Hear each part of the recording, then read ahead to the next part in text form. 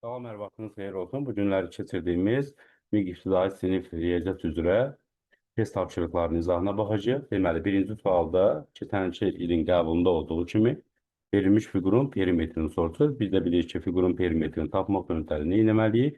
Onun kənar və bu sərhədlərinin uzunluqlarını toplamalıyıq. Və bizə bu ölçülər lazımdır ki, keçən də qəbula buna bənzər test tapşırığı düşmüşdür. O da verib ki, deyir ki, bütün düz uzaqların hamısı bərabər düz uzaqlardır, yəni eynidir. Eni 1 santimetrdir, uzunluğu isə 3 santimetrdir. İndi baxın, buradan bura 1 santimetr, buradan bura 3 santimetr. Şimdi gələk bu hissəni hesablayaq. Baxın, buradan bura bu hissə, bir də bax, buradan bu hissə. Bunun üçü bir yerdə həmin 3 santimetri əmələ gətirir. Yəni, bizim burada itirdiyimiz ki, bu hissə var, onu buradan elə bir ki, bərpa edirik. Həmin bu uzunluq da 3 olur və bir-bir bunları qeyd edirəm. 1, 3 santimetr, həmin bu göz olaq. 3 santimetr, 1, üstə gələk 3, üstə gələk 3, üstə gəlinsin. Baxın, buradan bura, onsuz da bilirik, 3 santimetrdir. Üstə gələk, buradan bura 1 santimetrdir. Üstə gəlinsin. Baxın, bunun buradan burası. Bu hissə, bir də ki, bu çölə çıxıntı olan düzbucaqlının bu hissəsini bura birləşdirsək, biz həmin yeri 3 santimetr alarıq. Üstə gəlinsin. Buradan bura 3 santimetrimiz var. Buradan burada 3 santimetrimiz var. Yəni 6 santimetr üstə gəlinsin. Buradan bura 1 santimetr, 1 santimetr, 1 santimetr. Və buradan da bizə aid olan bir dənə nə var? 3 santimetr. Bu hissəni tay hesaplamışdıq bayaqlar.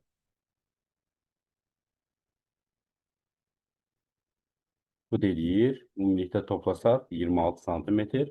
O da doğru cavabımız C variantı idi.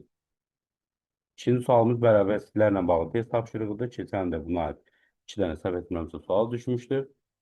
X və Y tam ədədlərdir.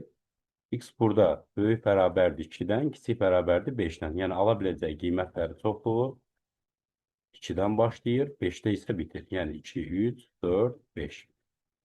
Y-imiz 10-dan böyük bərabər və 20-dən kiçik bərabərdir. Yəni, 10-dan başlayır 11, 12, hamısını qoyalım, 13, 14, 15. Əslində, 10, 20 yaza bilərdik. Sadəcə olaraq başa düşündüyünə bu şəkildə yazırım. 17, 18, 19 və 20-nin özündə almalıdır. Bizdən soruşur ki, 15 çıxılsın, y bölünsün x ifadəsinin ən böyük qiyməti neçə olar?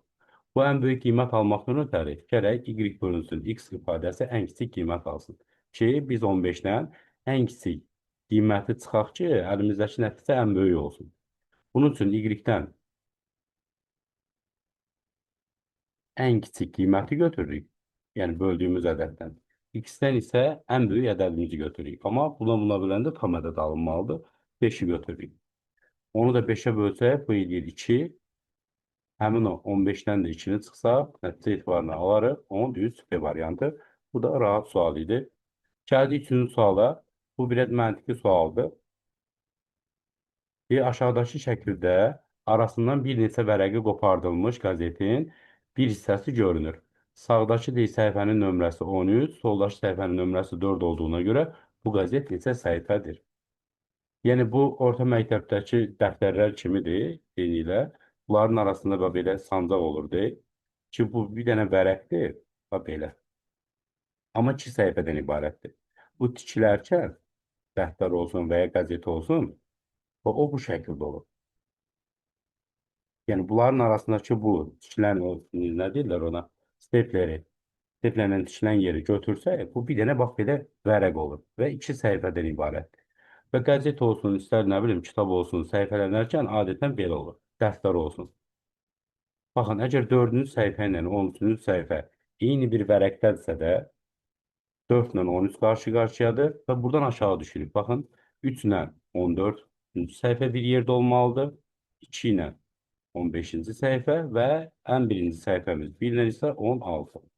Buradan da təyin edə bilərdiniz ki, bu qəzet 16 səhifəliymiş, o da B variantı.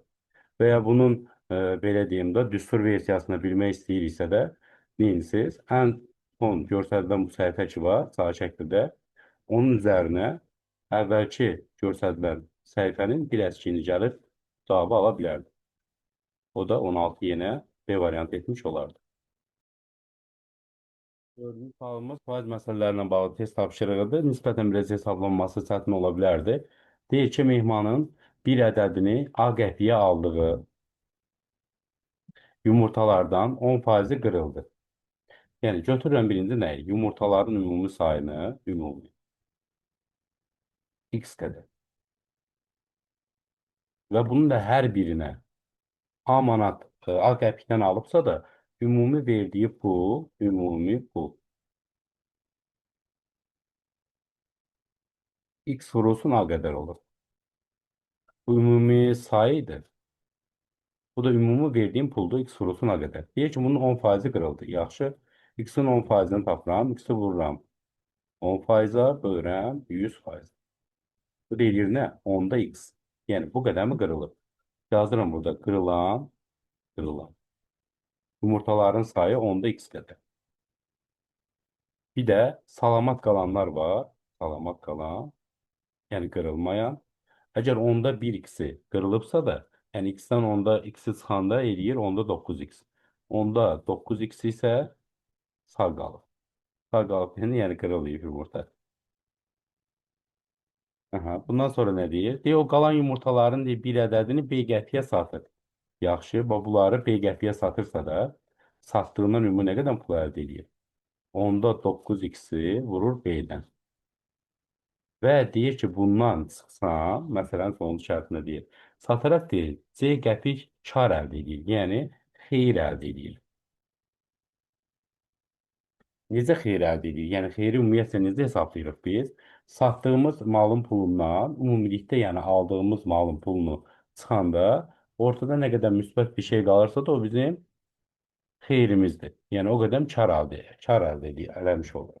Mən də onda 9x B-dən çıxıram əvvəlki verdiyim pulu, yəni x vurulsun A-nı. Ma verir bu C-ni. İndi bizə deyir ki, həmin bu qırıq yumurtaların sayı var ha, onda x-i. Həmin bu ifadədən onda x deyil nəyə bərabərdir? Mən də nə edirəm? Bunların hamısını birinci 10-a vururam ki, kəsirdən azad edəyək. Onun üçün nə edirik? Bunların hamısını 10-a vursaq, bu 10-la buradakı 10 x-lar gedir. 9xb çıxılsın 10xa bərabərdir 10c-yə. Daha sonra bax, buradan ortaq vuruq kimi bu x-ləri çıxartsam. 9b çıxılsın 10a bərabərdir 10c-yə. Bundan sonra nə edirəm? Hər tərəfi 9b çıxılsın 10-aya bölürəm. Yəni x bərabərdir 10c bölünsün 9b minus 10a. Axı bizdən soruşur ki, x bölünsün 10 nə edir?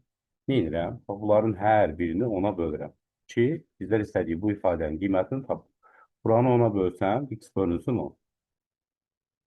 Sağ tərəfdəki ifadəni də 10-a bölsəm, həmin 10-la buradakı bu 10c gedir. Yəni 10c-nin 10-u gedir, c-si qalır.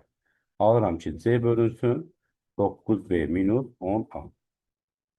Bax, belə bir ifadə almış oluruq. O da D variantı. Nisbətən narahat sual idi. Amma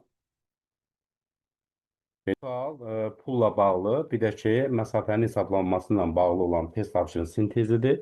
Çox maraqlı test tapşırığıdır, çaşdırıcı idi. Deyir ki, bir taksidə taksimetrenin də yazdığı başlanğıc qiymət 2 manatdır. Yəni, sən hara gedərsənsə də, istəyir bu 5 kilometr olsun, istəyir 10 kilometr olsun, sən yəni o taksiyə ələşəndə 2 manatları başdan pul verməlisən. Taksimetre deyir, hər 1 kilometrə görə 1 manat 50 qəpik və hər gözlədiyi dəqiqə üçün 50 qəpik hesablayır. Anar müəllim taksiyə oturur və 3 kilometr getdikdən sonra telefonunun evdə qaldığını görüb həmin taksi ilə evə qayıdır. Taksi həyətdə 4 dəqiqə gözlədikdən sonra yola düşür. Baxın, burada diqqət olunması bir dənə nüans var. Mən 3 kilometr yol getmişdim. Telefonum yadımdan çıxıb, evdə qaldığına görə o 3 kilometri geriyə qayıdıram. Yəni, məsafə ücə mənim evimdən başlayacaq. Sıfırladım bir növ elə bir məsafəni. Və evdən telefonu götürəndən sonra 5 kilometr gedirəm. İpilusda bilmirəm nə qədər getdikdən sonra işə çatıram. Yerdə qalanları rahat. Yəni, məntiq hissəsi buraydı. Yazıram, bax, bura ev. Burada yazıram iş. Bir də xırda qeydlərini aparmalısan. Başlanğıcda yazıram ki, bax, başlanğıcda. Başlanğıc. 2 manat verməliyəm. Taksiyə verdim. Daha sonra hər kilometrinə bir manat 50 qəpik verməliyəm. Gözlədiyi dəqiqəyə görə də 50 qəpik pul alır taksi şoförü məndən. Anormal taksiyə oturub və 3 kilometr getdikdən sonra, bax 3 kilometr getdim. 3 kilometrdə gedəndən sonra, 3 kilometr gedəndən sonra yadıma düşdü ki, telefonum evdə qalıb geri qayıtdım. Yəni cəmi nə qədər yol getmişəm? 6 kilometr. 6 kilometri 1 manat 50 qəpikdən hesablayıb. Eləyir 9 manat. O elə bil ki, evdəyəm. Yerindən qayıtmışam evə və buradan başlayıram. Deyir ki, evə çatanda taksi bunu 4 dəqiqə gözləyir. Yəni telefonunu gedib evdə elə bil ki, 4 dəqiqə axtarıb tapıbdı. O 4 dəqiqəni gözləmə vaxtında 50 qəpikdən vursam, bu deyir 2 manat. Sonra yola düşür və 5 kilometr getdikdən sonra, bax, evdən 5 kilometr gedirəm. 5 kilometr məsafə qət eləmişəm. Amma buradan sonra da məsafə qət eləmişəm. Bilmirəm o nə qədəmdir. 5 kilometr getdikdən sonra, gəlin indi bu 5 kilometri də 1 manat 50 qəpikdən vuraq. Bu deyiləcək nə qədər? 7 manat 50 qəpik. Ki 5 kilometr getdikdən sonra tıxac səbəbilə deyir, 6 dəqiqədə yolda gözləyir. Deməli, altını da vurmalıyam 6 dəqiqəni. 50 qəpikdən gözləyib baxın. Bu deyir 3 manat. Anar müəllim iş yerinə çatır və gediş haqqını 28 manat pul ödəyir. Baxın, biz buradan bura olan məsafəni bilmirik axı. Ki 5 kilometr gedəndən sonra iş yerinə nə qədər qalıbdır. Həmin o məsafəni də nə ilə hesablayacaq? 1 manat 50 qəpikdən. Ona görə də tənliyimiz olur belə. Baxın, 2 manat vermişdik. 9 manat buradan, 2 manat buradan, 7 manat 50 qəpik də buradan. 9, 2, 11, 13, 20,5. 3 manatım da buradan var. 23 manat 50 qəpik vermişəm. Plus yerdə qalan yolda 1 manat 50 qəpikdən hesablayıram. Olur nə qədər? 28 manat. Buradan da 1 manat 50 qəpik. Vurulsun x bərabərdir. 28-dən 23,5 çıxsaq 4,5. 4,5-də 1,5-ə bölsək eləyər 3. Yəni mən 5 kilometr gedəndən sonra iş yerinə çatmağım üçün götürdüyüm məsafəni tapdım ki, 3 eləyir. İndi məndən soruşur ki, Anar müəllimin evindən iş yerinə qədər olan məsafə nə qədərdir? 8 kilometr. O da doğru cavab B variantı. Yəni bu da məntiqli, əsl, imtahana düşə biləcək səviyyədə olan test tapşırığı idi. Diqqətli olmaq lazım idi. Burada həm pul hesablamasını edirik, həm də məsafəyə diqqət eləməliydik. 6-cı sualımız 1980-ci ildə Yaşarın yaşı atasının yaşından 3 dəfə az idi. Nə deyirsə də yaş məsələsində qeydimizi aparırıq. 1980-ci ildə vəziyyət belə idi. Var atası, bir də var Yaşar. Yaşarın yaşı atasının yaşından 3 dəfə azdır. Deməli, atası 3x imiş, Yaşar isə x imiş. Yaşar və atasının dünyaya gəldikləri illərin cəmi 3900-dür. Buna görə də Yaşarın 2020-ci ildə neçə yaşı var? Tamam, bu cür test tapşırıqlarına necə yanaşırıq? İndi bunların anadan olduğu illəri tapmaqdan ötəri nə edirəm? Tutaq ki, bax, bunu başa düşməyinizdən ötəri edirəm. 2025-ci ildir və mənim 25 yaşım var. Mən nə bilim ki, neçənci ildə anadan olmuşam? Nə edirəm? Həmin ildəki təqvimdən, yəni 2025-dən, həmin vaxtda olan yaşımı çıxıram və doğulduğum təqvimini tapıram ki, 2000-ci ildir. İndi gəlin, Yaşarın atasının da doğulduğu ili tapaq. Bunun üçün nə edəsən? Həmin ildəki 1980-dən yaşını çıxarsan. Bu, bunun doğulduğu il. Həmin ildən 1980-dən də Yaşarın yaşını çıxırır. Bu ikisi də bizə verir bunların doğum təqvimini. Deyib, bunların da cəmi nə qədərmiş? 3900. Çox rahat sual imiş. Təbiri şəkildə eləsəydiniz, ötəsindən gəlmək olardı. İndi buradan da bunu hesablasaq. 1980, 1980. Buradan da 4x-imiz alır. 3900-dən də bu ikisinin cəmini çıxsaq.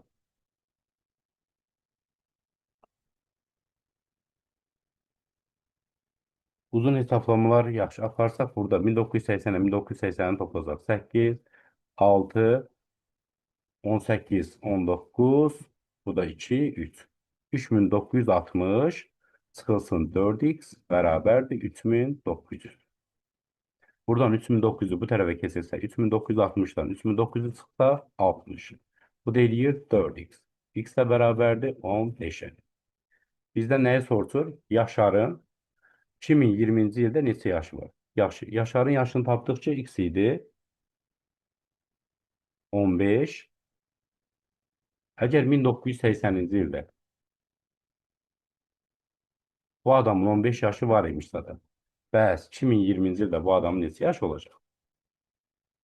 1980-dən 2020-ci ilə kimi nə qədər vaxt keçir? 40 il. O da 15-in üzərindən 40 gəlsə, bu da eləyər 55. Bu da doğru cavabımız A variantı. Bu da narahat sual deyildi. Diqqətli olsa öhdəsindən gəlmək olardı. 7-də ikisindən 60 nəfər deyir çoxdur. Plus 60. Bunu da tapırıq ki, bunlar ixtisar gedir. 4x plus 60. Daha sonra qalan şagirdlərin yarısından. Yaxşı. Biz qalan şagirdlərimizi tapacağıq. 14x-dən çıxmalıyam. 4x plus 60-ı. Bu deyir 10x çıxılsın 60. O həmin qalan şagirdlər bunlardır. Deyir, bunların yarısından, yəni 10x minus 60 bölünsün 2.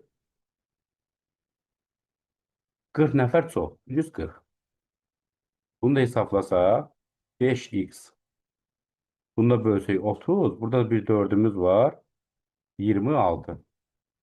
5x minus 26. 30 eləyir. 40 nəfər daha bu. Bu 30'dur, bu da 40'dır. Plus 10 eləyir. Üzrü sayın. Bu da 10 eləyir. Elə bir ki 10x minus 60'ı 2'yə böləndə 5x minus 30 eləyir. 5x minus 30'un üzərinə də 40 gələndə o mənfi 30'la da müsbət 40, orada müsbət 10 eləyir. Deməli tapdıq ki 5x plus 10 qədər də neyinir? Gül kola içində. Gül bulardı. Ağızları əkəndə 4x plus 60 idi. İndi bizə deyir ki, qalan 80 şagird. Yaxşı, ümumi 14x-dən görək nə qədər şagird qalıb. Çıxıram bundan, bax bu ikisinin cəmini. 4x plus 60 budur. 5x plus 10 da budur. 9x plus 80'i. 9x plus 70'i. Bu deyir nə? 5x çıxılsın 70'i. Həmin de o 5x çıxılsın 70 var ha. Bu 80'dir. Mən də yazırım 5x çıxılsın 70 bərabərdir 80'ə. 5x bərabərdir 150'yə. X də bərabərdir 30'a. Tapdıq ki, x-imiz 30'dur. Bizə deyir ki, ağac əkən şagirdlərin sayı gül kolları əkən şagirdlərin sayından neçə nəfər çoxdur? Tamam, ağac əkən şagirdlərin sayı 4x plus 60'dır. X-in 30 qiymətini yerinə qoysaq 4 vurulsun 30 plus 60. 180'dir. Gül kolu əkənlərdə 5x plus 10'dur. Bunu da yerinə qoysam 5 vurulsun 30 və gəlinsin 10. Deyir 160. Aradaki fərqi sorulur, o deyir 20. Doğru cavabımız burada da C variantı olmuş olur. Yəni sırf qəbul formatında olan kəsr məsələsi idi bu da. Diqqət etsəydiniz, bunun da öhdəsindən gəlmiş olardınız. Sonra 8-ci sual. Birinci düz xətt deyir ki, olimpiyada sözü bir düz xəttə nəzərən simmetriyası, ikinci düz xəttə nəzərən deyir simmetriyası, bir də üçüncü düz xəttə nəzərən simmetriyası. Bax nə deyir? Deyir ki, birinci düz xətt budur. Bunun güzgü əksini burada düzəldəcəksən. Daha sonra isə deyir, ikinci düz xətt budur. Bunun simmetriyasını belə eləyəcəksən. Üçüncü düz xətt də budur. Daha sonra isə aldığının bir dənə simmetriyasını belə eləyicidir. O da bizdə doğru cavabımız A variantı, yəni bu söz alınmış olar. Yəni ən pis vəziyyətdə bunu nə edə bilərdik? Əlimizlə çəksək biraz çətin olardı. Hər halda, yəni qaralama vərəqə çəkib, məsəl üçün bunu belə yazıb, sonra vərəqi bir dənə sağa çevirib, arxasındakı güzgü əksini görə bilərdim. Daha sonra o vərəqi aşağı tərəf aşırdım, orada qaralama verirlər. Belə güzgü əksini görərdim, daha sonra isə sağa aşırdım, onun güzgü əksini görmək olardı. Yəni birinci vərəqə bunu yazsam, bunun sağa doğru güzgü əksini eləyəcəkdi, sonra aşağı eləyəcəkdi, sonra isə sağa doğru və bu söz alınmış olardı. Yəni buna böyük izah verməyə biraz burada imkanlar çatışmır. 9 sinif, 9 sual deyərdim ki, bəlkə 9 sinif deyirəm. 9 sual bəlkə də, yəni bu 20 dənə sualın içində ən asanı idi. Deyir, kababçının manqalına eyni anda 10 şiş kabab yerləşdirmək mümkündür. Əgər 10 şiş kababı eyni anda bişirmək üçün 5 dəqiqə vaxt lazımdır. Yəni bu məntiqlə fikirləşsən, 10 şiş kababı da qoyuram manqala. Bu 5 əgər deyir 10-dan hərdə 5 dəqiqə bişir. 5 dəqiqə bişmək o demək ki, bir şiş kabab 5 dəqiqə bişir. İstən bunun 100-ünü yan yana qoy, istən 20-sini qoy yan yana. Bu 5 dəqiqə bişir kabab. İstən bundan 10 dənə sifariş elə, istən bundan bir dənə sifariş elə. Bir kebab, bir şiş kebabın bişməyə 5 dəqiqədir. Burada sadəcə ki, 20 şiş kebabı ən az 7 dəqiqə vaxt lazımdır. Yaxşı, 10 şiş kebaba 5 dəqiqə. Bir 10 şiş də kebab, elədim 20 şiş kebab 5 dəqiqə. Və sonra da 2 şiş kebab qoyacaksın da mangalın üzərinə. İstər 2 dənə şiş qoy, istər bir dənə qoy, istər 100 dənə qoy. Ondan sonra bişmə vaxtı 5 dəqiqədir. Yəni ən azı, ən çox da desə, yəni 5 dəqiqədir. Cəmi 15 dəqiqə vaxt lazımdır ki, bu bişsin. İyi variant. Sonra 10-cu sual, ehtimal nəzəriyyəsi var da bunlara da test tapşırıqları. İstənilən yəni sınaq kitablarında və vəsaitlərdə. Bir kasanın deyir 4 rəqəmli deyir, bir şifrəsi var. 4 rəqəmli ədəddir. Anar müəllim bu şifrənin rəqəmlərinin 3, 5, 7, 9 olduğunu xatırlasa da, həmin rəqəmlərin deyir, sırasını unudub. Ki 3, 5, 7, 9 mu gəlib? Yoxsa nə bilim 3, 5, 9, 7 mi gəlib? Yoxsa nə bilim 3, 7, 5, 9 mu gəlib və s. və ilə axır bu boyda versiyalar düzəltməliyik. Deyir, həmin rəqəmlərin sırasını unudub. O kassanı deyir, açmaq üçün deyir. Fərqli deyir, şifrələr deyir, yığmaqla ən çoxu neçə cəhd etməli olacaq? Bax, 3 ilə 4 rəqəmli ədəd demir. Gəlin yazaq da. Tutaq ki, 3-ü bura yazdım. Ümumiyyətlə, bu 3-ü, 5-i, 7-ni, 9-u hər hansı bir ədədlə başlamalıyam, düzdür? Bu 3-ü bu neçə yerə yaza bilərəm? 4 yerin 4-nə yaza bilərəm, düzdür? Deməli, 3-ün yazılma ehtimalı 4 faktorial. 4. Tutaq ki, yazdım bura. Daha sonra 5-in neçə dənə yer qalır? 1, 2, 3 dənə. Düzdür? Tutaq ki, yazdım bura. Bax, 5-in də 3 dənə ehtimalı var. 5. Daha sonra 7'nin. 7'nin neçə yerə yazıla bilər? Bu vəziyyət 2 yerə yazıla bilər. 7'nin seçim 2'dir. 9'a da seçim olarak ne qalacaq? 1. Yəni bu tərsinə də ola bilər. 5'dir. Ədəd əmələ gətirirsə də nə edirdik? Verilmiş seçimləri bir-birinə vururduq. 4 ölçüsün 12, 12'ni 2'ye vursan 24, 24'e 1'e vursan 24. Bu qədər basit de var ya.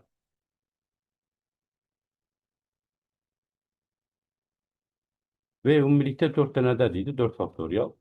1 vurulsun, 2 vurulsun, 3 vurulsun, 4, eləyəcək 24. Çünki şərtdə də deyir ki, fərqli şifrələri yığmaq. Yəni saat 3, 5, 7, 9 verir. Deyə bundan 4 rəqəmli ədəd düzəltməlisən. Neçə müxtəlif 4 rəqəmli ədəd düzəldə bilərsən. Yəni rəqəmlər təkrarlanmasın.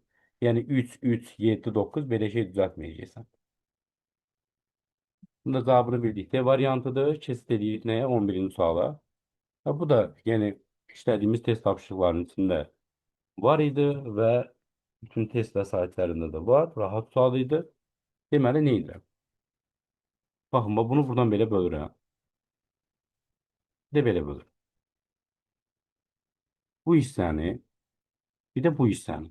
Bura belə yapıştırsaq, bunu da götürüb buraya yapışdırın. Alınır nə? 2 dənə kvadrat. Baxın bu. Bir belə fiqur alınır, bir də belə fiqur alınır. İndi bizdən nə sortur? O nöqtəsi tərəfi 2 sm olan ABCD kvadratın mərkəzidir. Tərəfi 2 sm olan kvadratın sahəsidir. Tamam, bax buradan bura 2 santıdır. ABCD. Buradan bura 2 santısa da, bu da bunun yarısısa da, bura ne olacak? 1. Bura ne olacak? 1. Buradan bura 1'i 1'e vursan 1 eləyər. Bu da eyni şeydir. Bu da bir kvadrat alınıb 1'in 1'e. Bu da eləyir 1. Cəmi neçə eləyəcək? 2 B variantı. Doğazın sualı. Daha sonra baxaq 12'ye. 2 rəqəmli en sadə ədədinin 2 xüsusiyyəti var. Sadə ədəd. Yəni 1'e və özünə bölünür. 2 rəqəmlidir. Bu ədədlərin onluq mərtəbəsindəki rəqəm təklik mərtəbəsindəki rəqəmdən 2 vahid böyükdür. Bax bunun onluğu təkliyindən 2 vahid böyükdür. Yəni A bərabərdir B üstə gələ 2.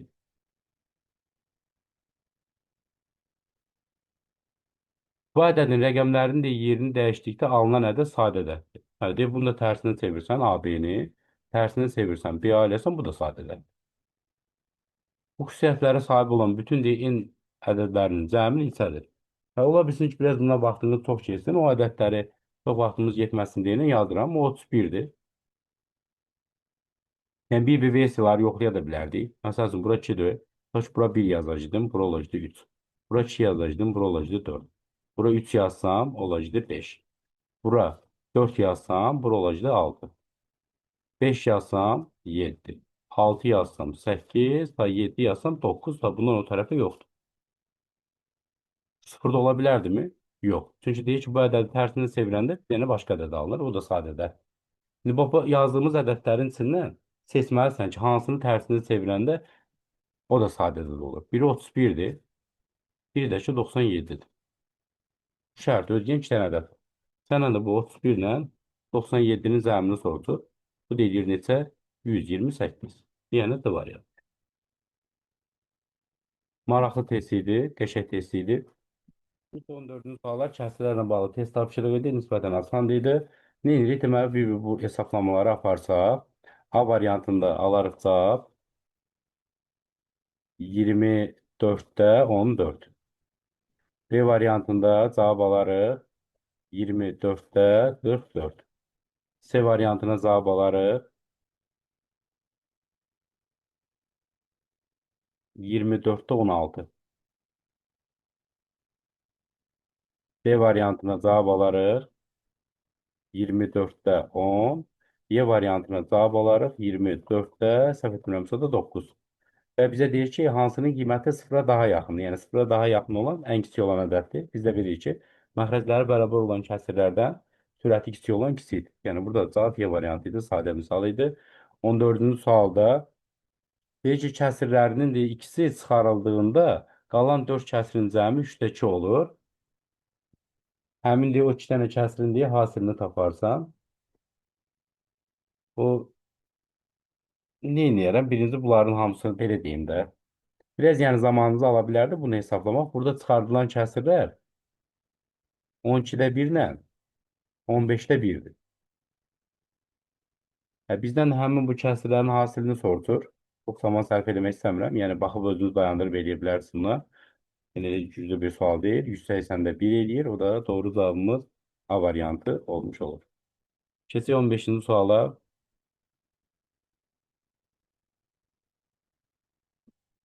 Hesablama prosesini göstərmədim. Həmin kəsrləri dedim. Bir dənə özünüz hesaplayarsınız onu. Gəldik bu 15-ci suala. Çox tələbə tərəfindən yazıla bilməyəndir. Şərti diqqətlə oxumaq lazım idi. Nə deyir? Deyir ki, aşağıdakı şəkildə şəhərin bəzi küçələri göstərilib. Avtomobillər yalnız ox istiqamətində hərəkət edir. Günün əvvəlində boş olan küçələrə gün boyunca daxil olan və çıxan avtomobillərin sayları şəkildəki kimi verilmişdir. Günün sonunda küçələrdə heç avtomobil qalmadığına görə X-in qiyməti nə qədərdir?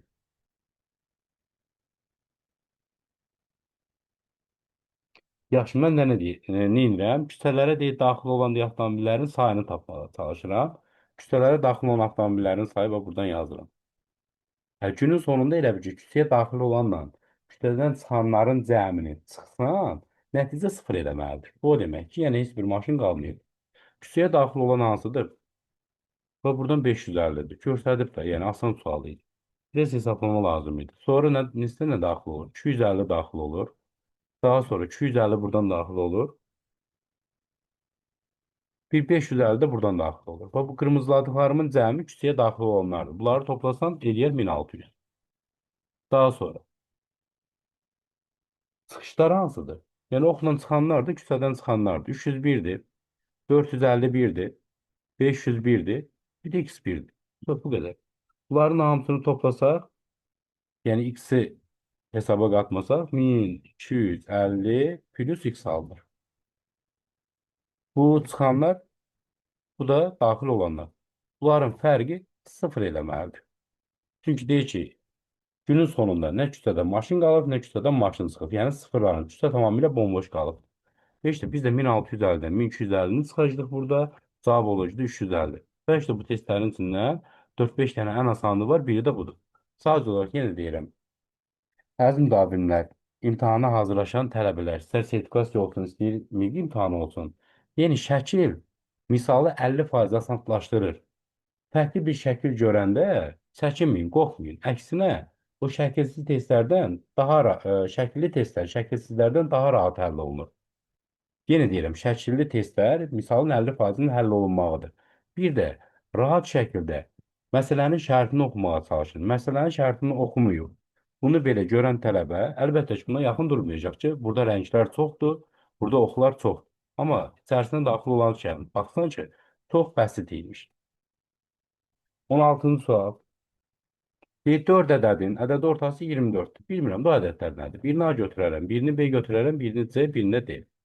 Bunun ədəd ortası demir 24-dür. Toplayıram, bölürəm 24-ə. 4-ə edir 24. Onu da bilirəm ki, A, B, C, D-nin cəmi 24-ü 4-ə vursaq eləyər 96. Deyir ki,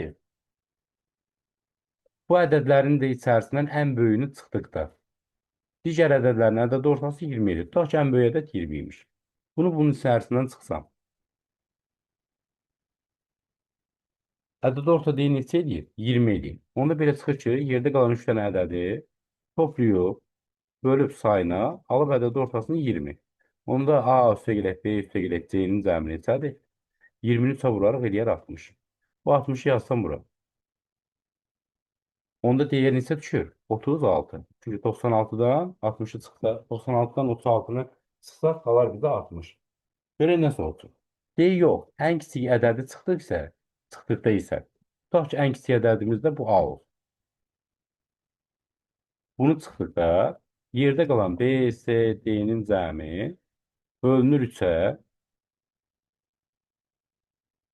Ədəd orta D neçə eləyir? 30.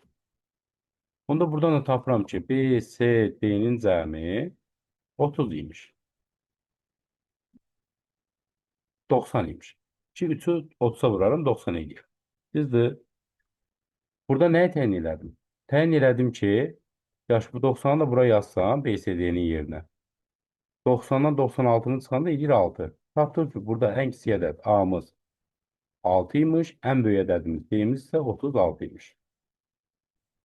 İndi bizdən nə soruşur? Deyir, ortadakı digər iki ədədin ədədi ortası neçədir? Hə, yaxşı, görək ortadakı iki dənə ədədə nə qalır? Yəni, B ilə C-nin cəmi nə olur? Mən 96-dan tapdığım A-nın B-nin qiymətini çıxsam, B, C-nin qiymətini tapmış olaram. Deməli, 96-dan çıxırıq. Biri 36 idi, biri də 6 idi. Yəni, 42-nin. Neçə eləyir? 4 budur, 5 də budur. 54. Deyir ki, bu iki ədədin nəyini tap? Ədəd ortasını tap. 54-ü böləsən 2-yə, eləyəcək 27. Bu da variantlar buradadır, C variantı. Çox asan test tapşırığı idi. Az bir zamanını alardı, amma öhdəsindən gəlməsi test tapşırığı idi. Heç bir məntiq falan da yox idi. Şablon olaraq, yəni imtahanlara, sınaq bunların içərisində olan test tapşırığı idi. 17-yə baxaq. Deməli, buradan x nə qiymət alacaq? 3, 4, 5, 6, 7 yazıram. Başa düşün deyə 8, 9, 10. Y neçə alacaq? Düz 12-dən 21-ə kimi. Onu da yazdım 12, 13, 14, 15, 16, 17, 18, 19, 20, 21. Yeni deyirəm, biraz dərsdən çıxmışam bugün. Yorğunçuluq var deyilən sualları elə dedim tez izah edeyim, yerləşdirim YouTube kanalına, baxasınız. Bizə deyir ki, x bölünsün y-in deyə mümkün olan deyə ən böyük və ən kiçik qiymətləri arasındakı fərq neçə olur?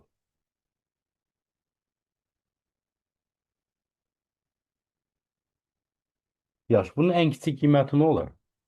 Bu, ən kiçiyi almaqdan ötəri gərək x ən kiçiyi alsın, y ən böyüyü alsın. Ümumiyyətlə, bir kəsrdə istəyirəm ki, nəticə kiçik olsun.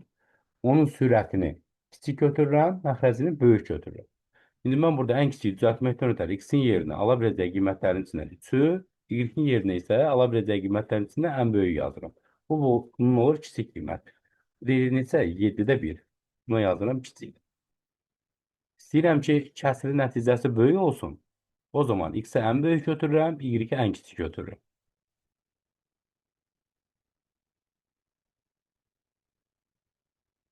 Onu nətər götürək ki? Hə, buradan götürərəm x-in ən böyük qiymətini 10-u. Y-in ən kiçik qiyməti yazıq nədir? 12-dir. Yazıram bura 10, burada yazıram 12. 2-yə bölsəm, burada 5, burada da 6. Demək, bu da bunun ən böyük qiyməti olacaq. Sadə deyir ki, ən böyük qiymətdən ən kiçik qiymətin nəyini tap? Fərqini. 5, 6-da 5-dən çıxmalıydı. 7-də 1-i. Buranı 7-yə vuraq, buranı 6-ya vuraq. Bu eləsin 35'ten 6 çıxsam 29. Burada da qalar 42. 42'de 29. O da yəqin ki A variantı olmuş olur. Yəni bu da asan sual idi.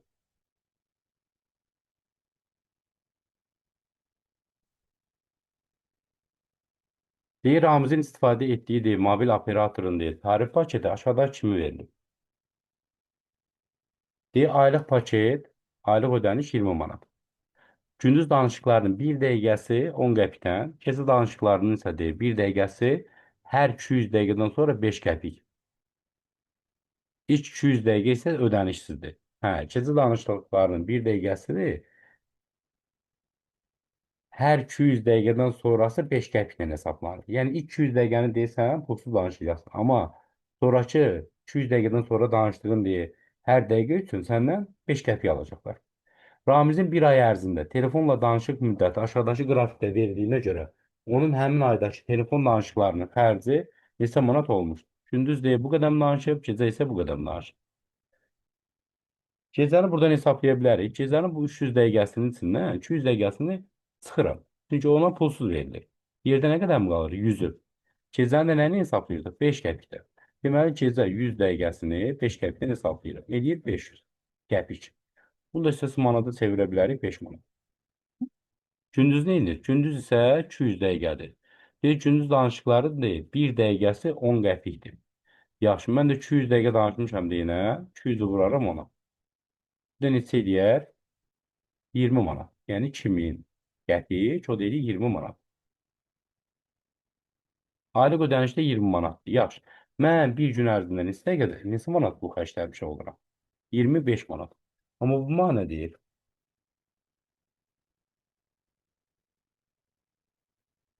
Bir ay ərzində danışdığıdır. Hə, bir ay ərzində danışdığıdır. Ümumiyyətcə bir ay ərzində, bu bir gün ərzində danışmır ha. Bir ay ərzində bu 100 dəqiqə danışır. Gecə ofşu danışıqlarının deyil sayı 100 dəqiqə olubdur. Yəni 300-dən 200-ünü çıxdım. Ümumiyyətcə deyil, bir ay ərzində gündüz vaxtı 200 dəqiqə danışıb. Bir ay ərzində danışıb, ha, bir gün ərzində deyil. Demək bunun bir ay ərzində 25 manat xərci çıxır. Bir plus da ki, aylıq ödənişi var. Onu da üzərinə əlavə eləsəm 45 manat pul verir. Bu da çox bəsit və rahat sual idi. Yazmaq olar. 19-cu sual. Keçən də buna bənzər bir sual düşmüşdü. Səhv etmirəmsə də bu aylarla bağlı. Bir yarışmaya deyir, qatılan deyir 3 yarışçının yaşları deyir 15 il 9 ay. 16 il 1 ay, 15 il 8 aydır. Yarışçıların yaşlarının deyir ortalaması nə qədərdir? Heç də ədəd ortasını tapasınlar. Bunların hamısını toplasam 15 il, 16 il, 15 il, aylar da 9'dur. Hər ay deməli 12 ay olanda biri olur da. 9 ay buradandır, 1 ay buradandır, 8 ay da buradandır, 18 ay. 18 ayında 12'sini oradan çıxsam, ilə versəm 1 ili, yerdə qalır 6 ay. İşte bunların hamısını toplasam alınır. 15, 46 il, 46 il, 46 il. Böyle hamsını hesaplayayım sonra çevirelim. 46 il, 18 ay. Düzdü mü? 15, 15, 30, 16 bu 46. 9, 10, 8 de bu 18. Şimdi biz 46 il 18 ayı bölməliyik nəyə? 3'e.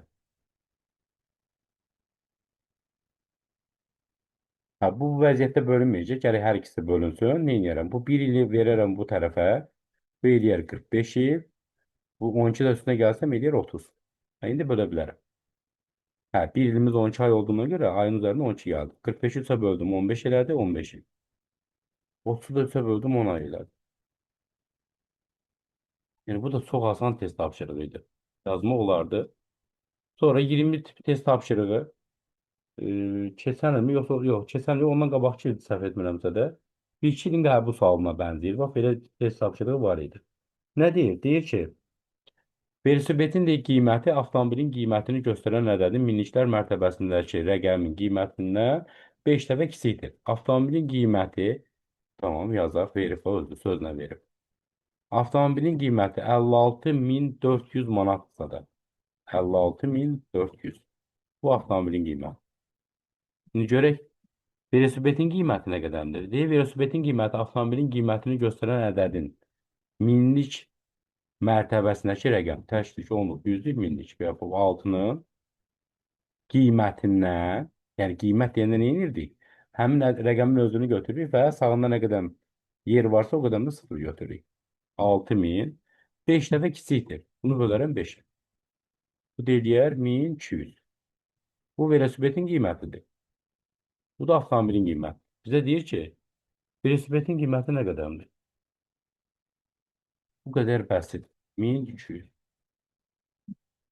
Bitdi. Bunda test variantları yəqin ki, bu PDF-də düşmür. Cavab olur 1200. Bu qədər xoş izləmələr. İnşallah hansı sualda problem varsa və ya fikirləriniz varsa da rəy bölməsinə yaza bilərsiniz.